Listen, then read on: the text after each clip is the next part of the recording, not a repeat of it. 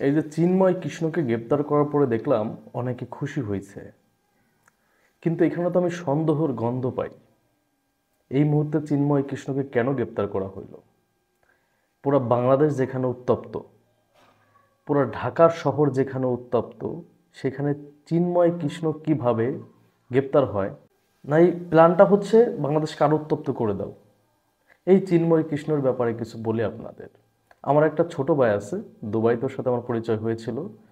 তো ও আমাকে বলেছিল চিন্ময় কৃষ্ণর ওইখানে ও 3 মাস কাজ করছিল। ওরা হচ্ছে বিল্ডিং কনস্ট্রাকশনে কাজ করে, তো তো ওইখানে ও ছিল 3 মাসের মতো।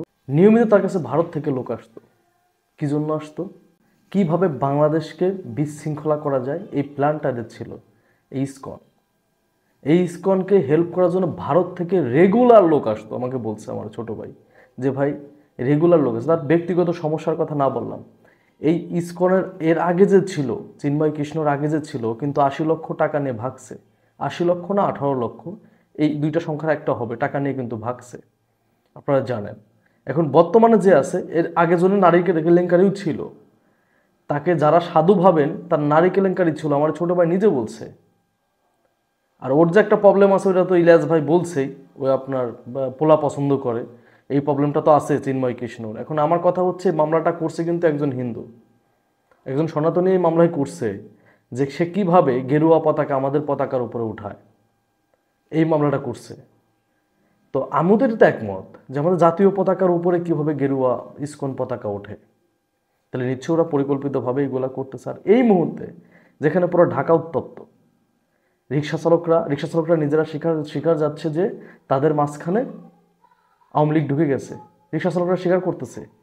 শিক্ষার্থীরা বিভিন্ন কলেজে কলেজে মানে হামলা চলতেছে, নিজেদের মাঝে ফাইট শুরু হয়েছে। এই মুহূর্তে আপনার চিন্ময় কৃষ্ণকে গ্রেপ্তার করা নর্মাল কোনো কিছু না। এটাকে আরো একটু উত্তপ্ত করে দেয়া, বাংলাদেশের পরিবেশকে আরো একটু উত্তপ্ত করে দেয়া। চিন্ময় কৃষ্ণ বলতেছে আমরা যৌক্তিক দাবি নিয়ে আসছি, যে 5 তারিখে বিপ্লবের পর সবাই সব কিছু হচ্ছে, আমাদের কিছু হচ্ছে না। আচ্ছা, বিগত 15.5 বছরে এদেরকে তো দেখি নাই শেখ হাসিনার বিরুদ্ধে কোনো আন্দোলন করতে, আমাদের এইটা দাও ওইটা দাও, দেখি নাই।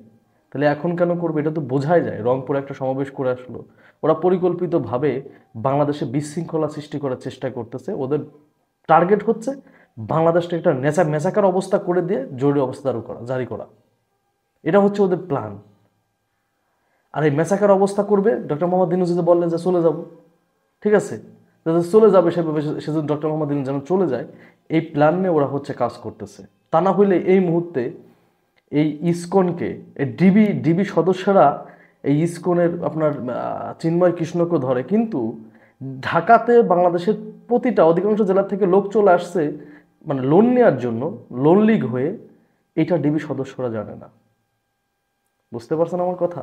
তাহলে একটু মাথাটা খাটাবেন যে বাংলাদেশের রাজনীতি কোথায় চলতেছে।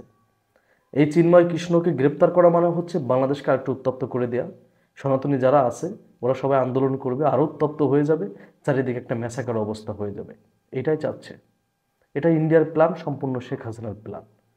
তা না হলে চিন্ময় কৃষ্ণকে এই মুহূর্তে গ্রেপ্তার করার কোনো প্রশ্নই আসে না। চিন্ময় কৃষ্ণ ঢাকা এয়ারপোর্ট থেকে গ্রেপ্তার হয়েছে, সে কিন্তু দেশ ছেড়ে পালাইতে গেছিল না। আমি যতদূর জানি ঢাকা থেকে চট্টগ্রামে যাবে ফ্লাইটে, এইটার জন্য। তো এইখানে মানে ভয়ঙ্কর পরিকল্পনা আছে। এটাকে নর্মালভাবে নিলে চলবে না, শক্ত হাতে এটাকে প্রতিহত করতে হবে। কারণ আমাদের বাংলাদেশে যে বিপ্লব হয়েছে, এই বিপ্লব সফল হোক, এটা ইন্ডিয়া চায় না। এই বিপ্লব ব্যর্থ করার জন্য সব ধরনের পরিকল্পনা কিন্তু হাতে নিয়ে বসে আছে ইন্ডিয়া। সো কোনোভাবেই ভুল করা চলবে না। ধন্যবাদ সবাইকে। আসসালামু আলাইকুম।